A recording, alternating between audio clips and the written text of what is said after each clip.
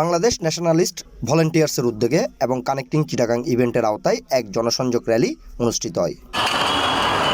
ফেব্রুয়ারির 9 তারিখ সোমবার সকালে র্যালি ও ফতেঙ্গা সি বিচ 0 পয়েন্ট শুরু হইয়ে নগরীর প্রধান মুরগিন পদক্ষিণ গড়িয়ে কালুগার যাইয়ে শেষ হয়। র্যালিটা খন্ডভাবে আমাদের র্যালিটা খন্ডভাবে শুরু হয়েছে। আমাদের শুরুটা হয়েছে পতেঙ্গা সি বিচ থেকে।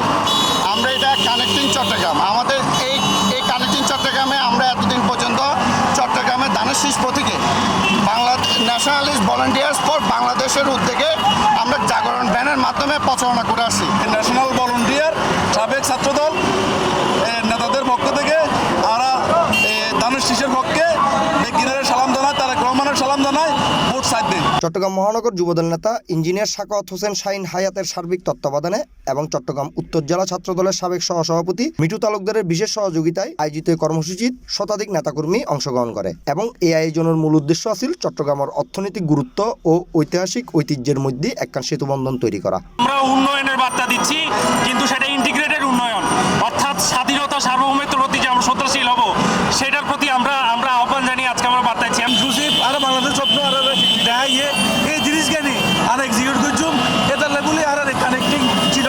উক্ত কর্মসূচিত আরও উপস্থিত আছিল চট্টগ্রাম মহানগর যুবদল নেতা রাশুদুল ইসলাম রাশুদ, আরমান চৌধুরী, চট্টগ্রাম মহানগর ছাত্রদল নেতা ওয়াহিদ ইমাম খান সারাত, পাহাড়তলী থানা যুবদল নেতা শেখ জেবিন, ইপিজেড থানা যুবদল নেতা মোহাম্মদ অনিক, ডাবল মোরিং থানা যুবদল নেতা ফারুক খান সহ জেলা ও মহানগরের বিপুল সংখ্যক নেতাকর্মীবৃন্দ।